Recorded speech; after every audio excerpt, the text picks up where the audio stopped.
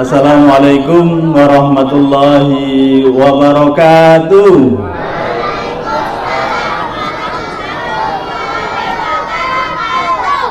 Alhamdulillahilladzi an'amana bi ni'matil iman wa bi ni'matil islam wa bi ni'matil ukhuwah.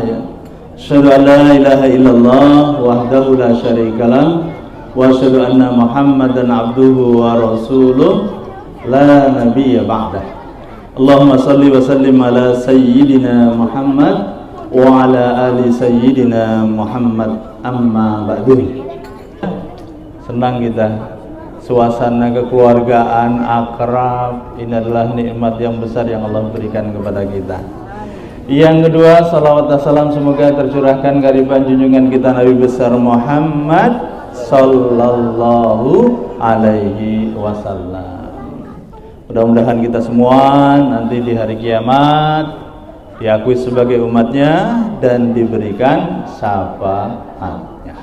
Alhamdulillah, tanpa terasa ya kita hampir meninggalkan bulan Syawal ya.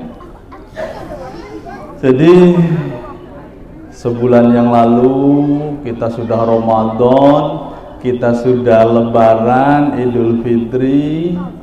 Orang yang Lebaran itu yang sudah puasa sebulan lamanya dia kembali kepada fitrah ya.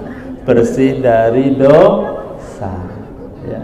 Karena dosa itu ada hubungannya dosa kita dengan Allah dan dosa kita sesama manusia. Nah, hari ini saat Ramadan sudah meninggalkan kita, bagaimana caranya kita menjaga kefitrahan kita ya.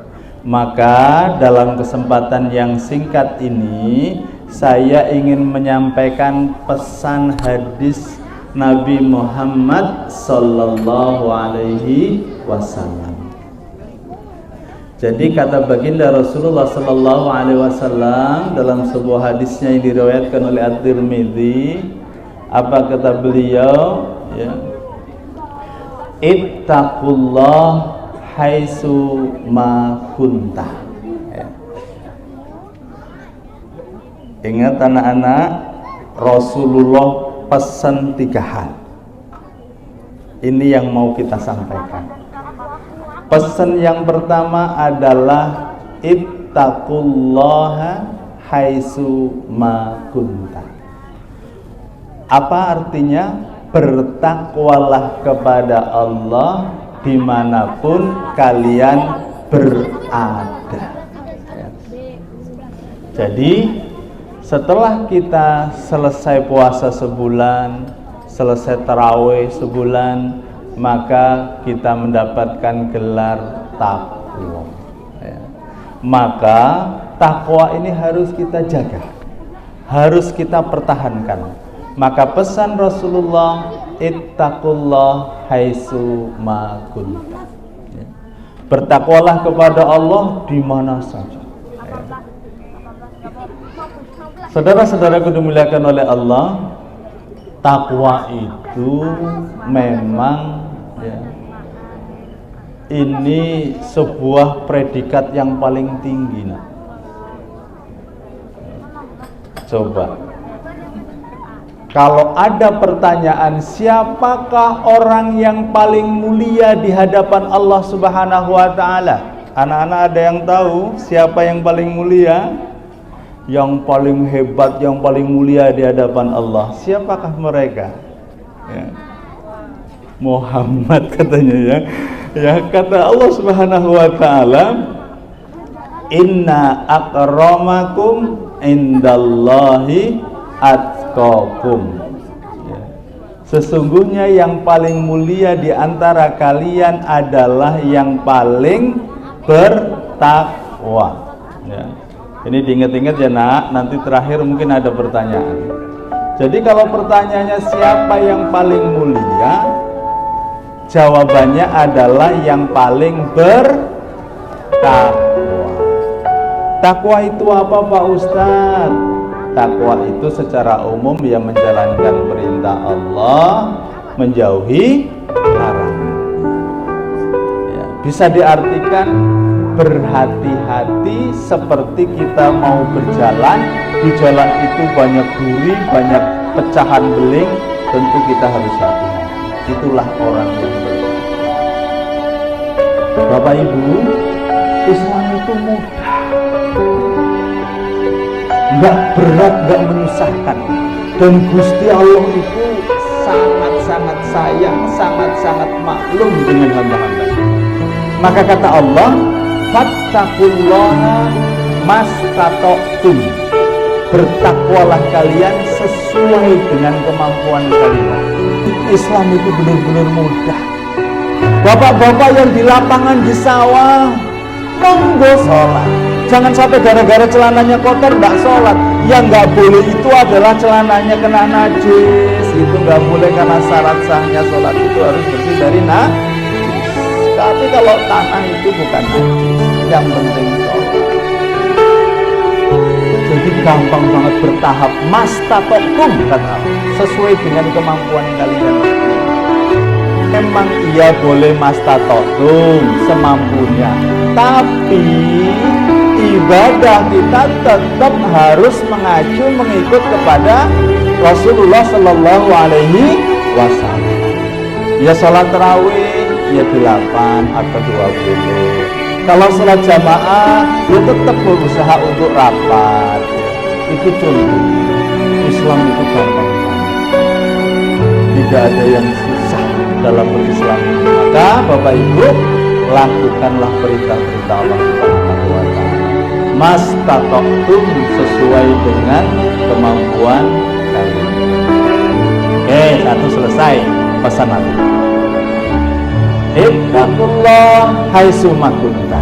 Bertakwalah kepada Allah dimanapun berada. Di rumah bertakwa kepada Allah. Yang kedua, pesan Nabi, wa'adbi'is sayyi'atal hasanah tamhuha. Ya. Apa pesan yang kedua? Iringi perbuatan yang buruk dengan kebaikan. Karena perbuatan yang baik itu akan menghapus perbuatan yang buruk yang sebelumnya kita lakukan. Bi'isayyi'atal hasanah, keburukan-keburukan yang dulu kita lakukan. Molimo, ya, M-nya tadi sudah disampaikan di sana, mungkin medem, madon, apa lagi, ya, macam-macam lah pokoknya, ya.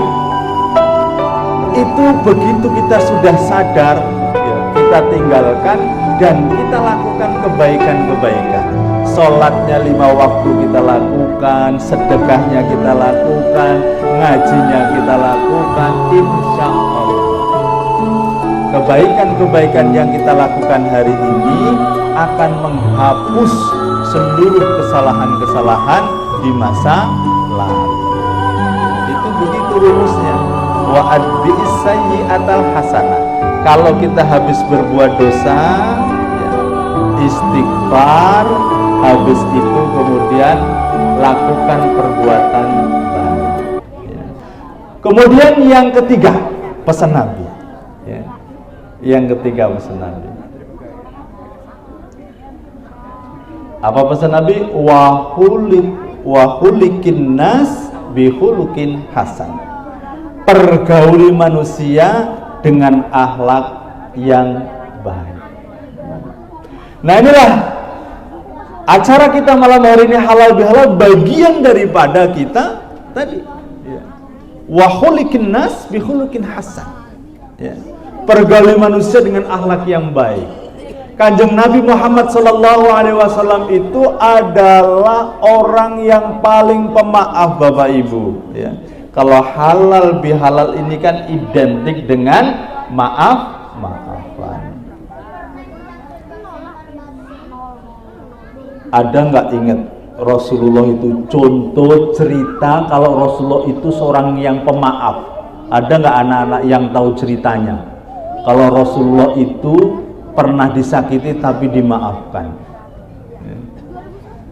Nggak ada yang tahu, ya. Banyak anak-anakku sekalian. Rasulullah lagi sholat, lagi sujud, dilempari kotoran. Rasulullah pulang dari masjid diludahi. Tapi pada saat orang yang meludahi sakit, Rasulullah yang pertama kali jenguk. Rasulullah pernah berdakwah di Taif. Harapannya, ya Allah, mudah-mudahan di Taif dakwah saya diterima. Banyak orang yang masuk Islam. Tapi apa yang terjadi Bapak Ibu? Rasulullah pulang dakwah di Taif malah dilemparin kakinya sampai berdarah-darah ya. Pada saat Rasulullah SAW dilempari berdarah-darah dan istirahat di bawah pohon, Allah Subhanahu wa Ta'ala utus malaikat penjaga gunung. Allah perintahkan malaikat itu untuk apa? Untuk melaksanakan apa yang diperintahkan oleh Rasulullah Sallallahu Alaihi Wasallam. Jadi datanglah malaikat ini kepada Rasulullah Sallallahu Alaihi Wasallam, ya Rasulullah, saya diutus oleh Allah untuk apa? Untuk melaksanakan apa yang kau inginkan. Sudah siap? Dilanjutkan lagi kata malaikat kepada gunung, jika engkau menginginkan, ya, gunung-gunung yang ada di sini ini aku timpakan kepada penduduk Taif agar mereka semua binasa, akan aku lakukan. Tapi apa kata Rasulullah Sallallahu Alaihi Wasallam?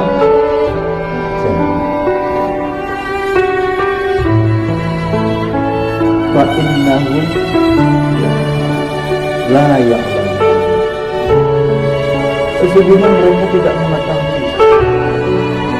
Rasulullah memaafkan penduduk Taif itu sambil berdoa kepada Allah agar Allah memberikan hidayah kepada penduduk Taif sehingga mereka menyembah Allah Subhanahu wa Ta'ala. Itulah